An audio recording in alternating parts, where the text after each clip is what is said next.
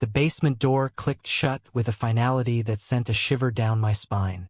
Jordan's hands were on my waist, pulling me closer, his lips meeting mine in a kiss that tasted of forbidden sweetness and desperate longing. But then, the door burst open, and my father's silhouette filled the frame, his face contorting from confusion to fury in an instant, shattering the secret world we'd built in the shadows. I pulled away from Jordan, my heart hammering like a drum in my chest. "Dad," I stammered, but the word came out as a whisper.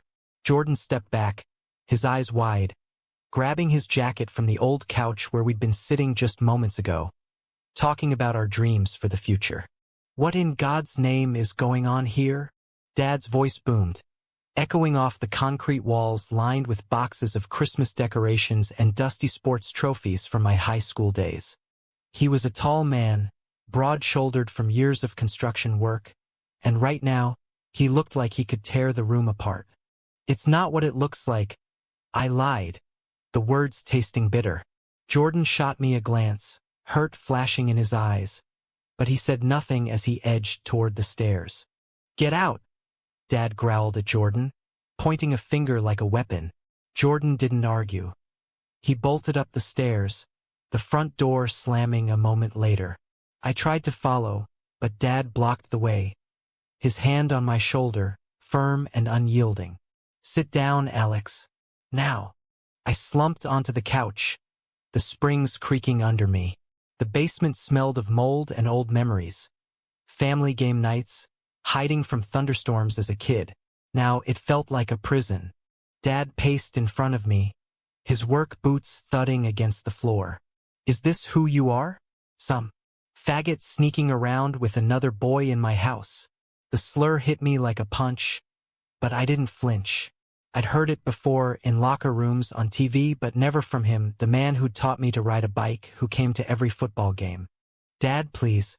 I love him." The confession slipped out, raw and unfiltered. He stopped pacing, his face crumpling like paper. "Love? That's not love, son. That's sickness. Confusion. We've raised you better than this, in church, with values.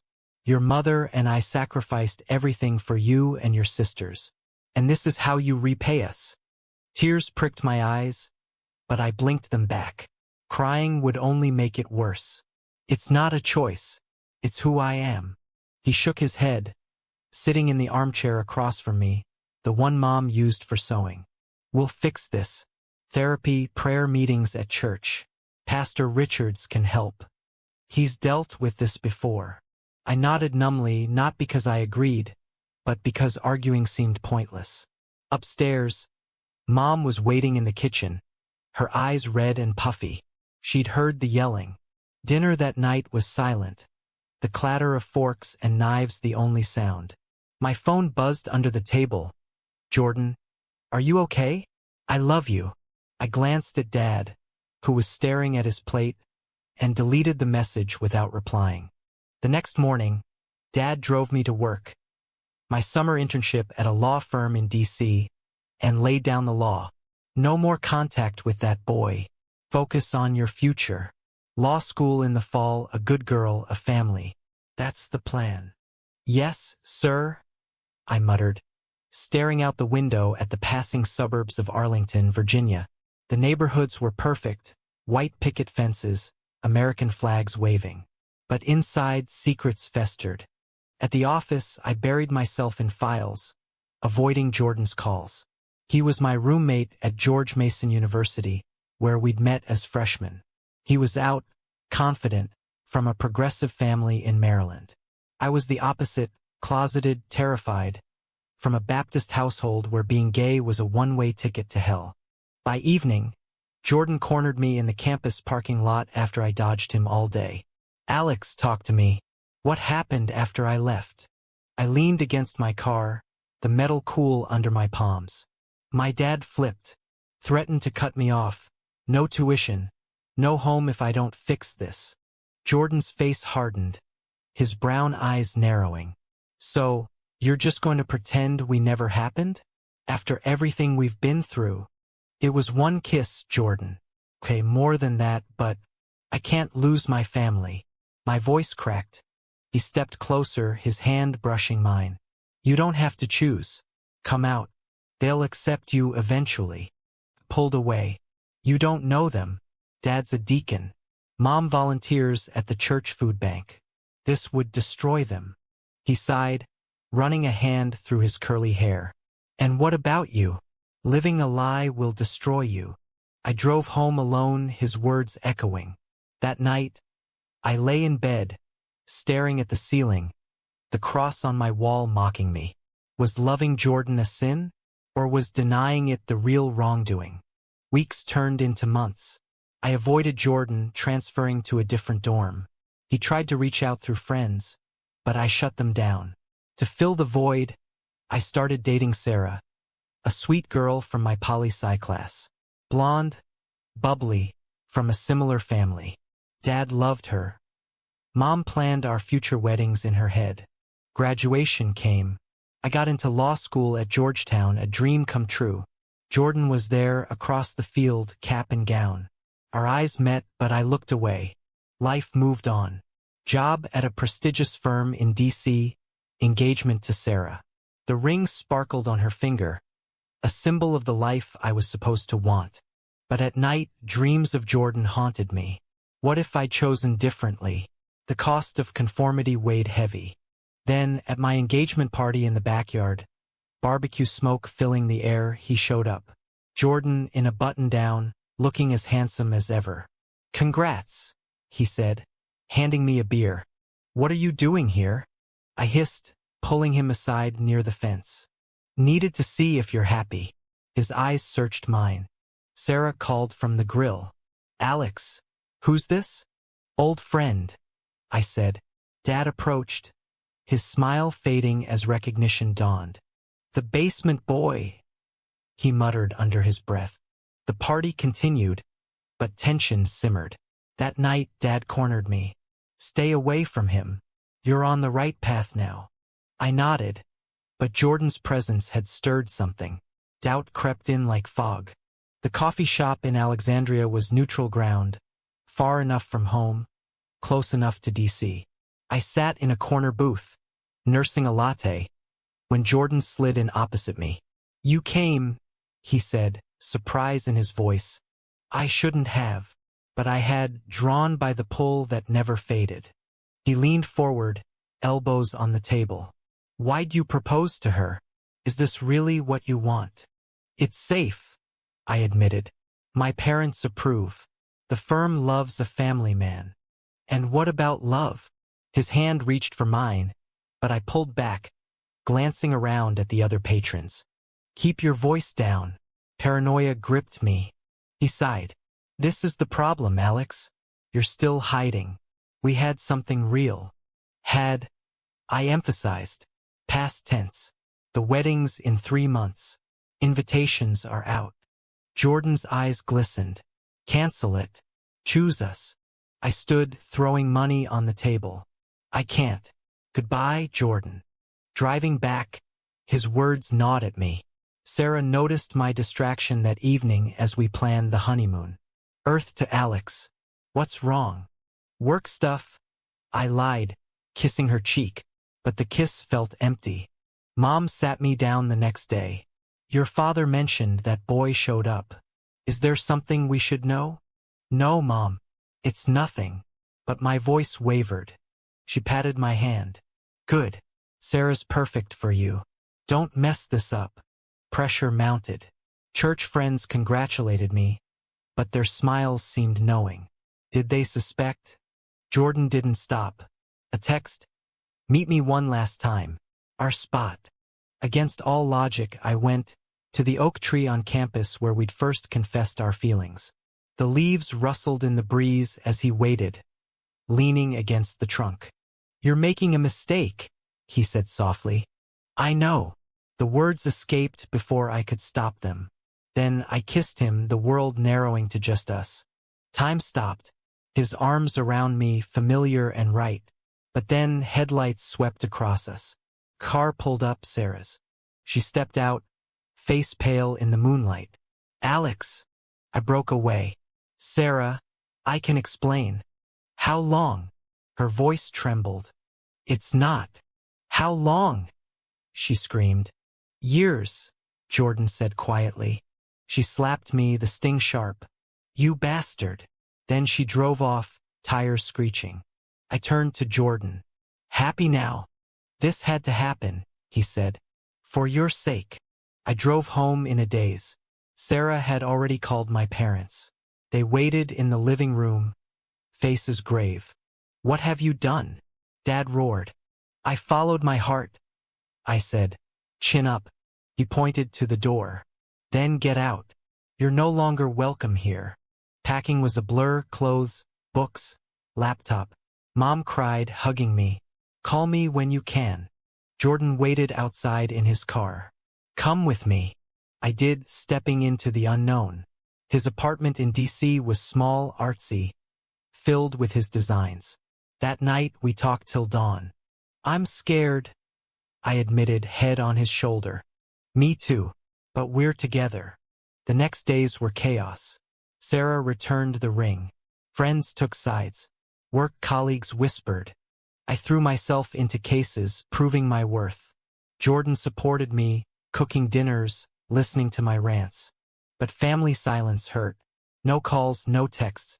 Emily, my sister, snuck a message. I love you. Give them time. Time. Would it heal? Jordan pushed for more. Come out at work. Live openly.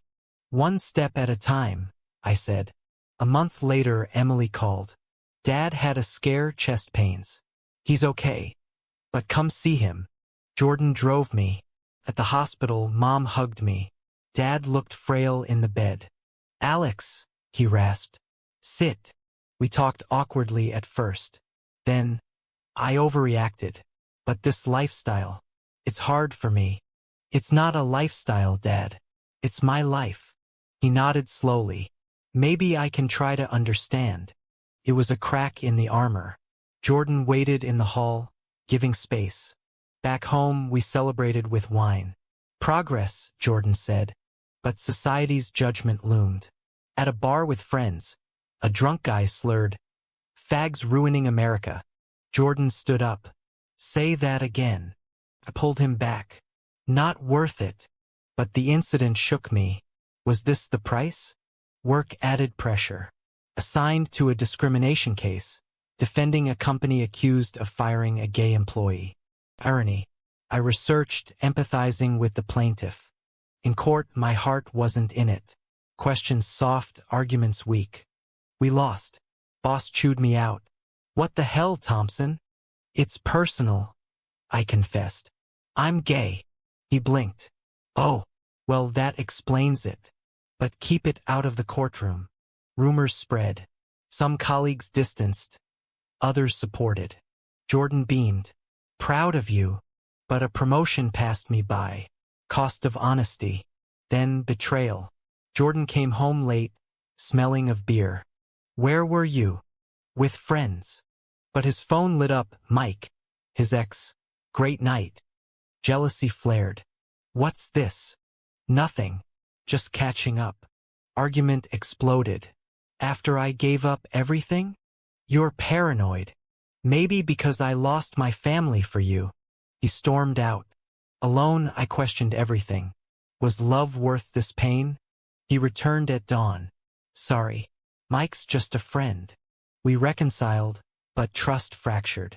Pride Month approached. Jordan wanted to go to the parade. Too risky, I said. Come on. Be proud. I went, holding his hand. Colors, music, freedom. But spotting a work colleague, I dropped it. Jordan's face fell. Still ashamed. No. Cautious. That's the same thing. Fight home. I can't keep doing this. Then don't. He left with a bag. Need space. Emptiness consumed me. Days later, I went to his studio. I love you. No more hiding. He hesitated. Prove it. I posted our photo online. Caption. My truth. Reactions poured in support. Hate. Dad called. Saw the post. Brave son. Healing began. But Jordan returned with a confession. During the break, I kissed Mike. Betrayal stabbed deep. Why? Hurt. Lonely. I walked out needing air. DC streets blurred. Prices paid, family, career, trust. Was it all for nothing? The office party lights twinkled like stars, but the atmosphere felt like a storm brewing. I'd brought Jordan, our first public event as a couple since reconciling. Colleagues smiled, but eyes lingered. Then Sarah appeared arm in arm with a partner. Alex, she said, smile brittle. Introduce your date. Boyfriend, Jordan corrected. Her laugh was forced. Boyfriend? After what you did to me. Heads turned. Sarah, not here, I whispered. Why not? Everyone, Alex is gay. He cheated on me with him for years. Gasped. My boss frowned. Jordan grabbed my arm. Let's go. We left, humiliation burning my cheeks. Next day, HR meeting. We support diversity, but this drama. It's her fault, I argued. Consider discretion.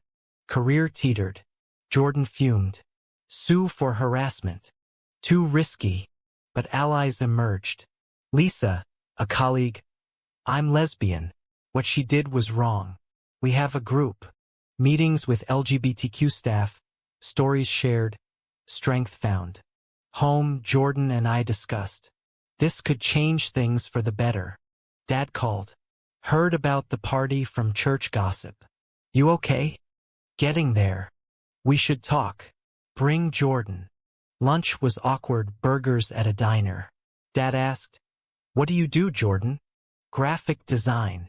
Conversation flowed haltingly, but by end, Dad said, you make Alex happy. That's something. Progress.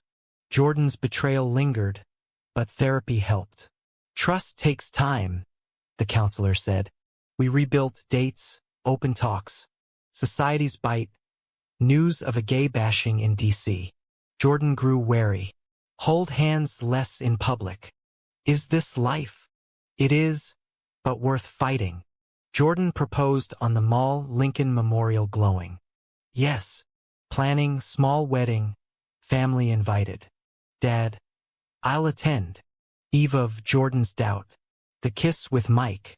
I feel guilty. Why now? Fear of hurting you again. We move forward. Vows exchanged in a garden. Dad there, teary. Honeymoon in Key West. Beaches. Sunsets. Back, adoption talks. Let's start a family. Agency. Challenges for same-sex couples. Applied anyway. Waiting tense. Doubts. What if denied? Then appeal. Approval, Ethan. A newborn. Joy. First hold. Tears. Family visited. Dad held him. Grandson. But challenges. Sleepless nights. Judgments from strangers. School choice. Progressive area. Ethan grew curious, kind. Teen years. Why two dads? Love. He came out as gay. Scared. We got you. Society evolved, rights expanded. But backlash. Anti-gay bill. Jordan protested. I joined. Cameras captured us. Boss. Keep low profile. Can't. Promotion delayed again. Jordan ran for council. Change from inside. Campaign hard, doors slammed. Slurs. Won narrowly. Policies passed, protections. But toll time away. Argument. Family first. This is for family. Balance found. Dad's cancer diagnosis. Chemo support. He confided. Regretted rejecting you. Wasted years. Forgiven. Remission.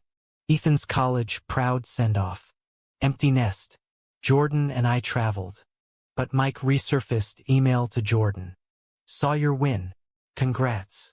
Jordan showed me. Delete. Yes. Trust solid. Memoir idea, our story. Writing cathartic. Publication. From basement to belonging. Debates sparked. Was the pain necessary? Word count. 712. Wait. Expand. Added scenes. Wedding details, vows. Through trials, Forever. Honeymoon. Snorkeling. Laughs. Adoption process. Interviews. Home visits. Ethan's first steps. Dad's chemo holding his hand. Memoir launch. Reading. Q&A. The denial letter from the adoption agency arrived on a rainy Tuesday, the paper crinkling in Jordan's hands as he read it aloud. Due to concerns regarding family stability and structure, your application has been denied.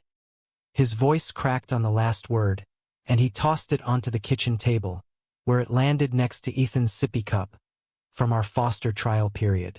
This is bullshit, I said, pacing the living room of our DC townhouse. Ethan, 2 years old, played with blocks in the corner, oblivious to the storm. Jordan nodded, eyes fire. Pure discrimination. We meet every criterion. Income, home, references. We appeal, I decided, pulling out my laptop. As a lawyer, I knew the system, but this felt personal. The appeal process was grueling. More interviews, psych evals, court hearings. Media picked up the story. Gay couple fights adoption denial in nation's capital. Interviews on local news. We're just wanting to give a child a loving home, Jordan said to the camera. Support poured in donations, letters, but hate too threats in mail. Dad stood firm. Testify if needed. In court, Judge Stern. Our lawyer argued. No evidence of unfitness. Bias plain. Opposition. Traditional families best for children. I testified. Love defines family, not gender. Jordan added. We've overcome so much. Let us parent. Ruling. Appeal granted. Cheers in gallery.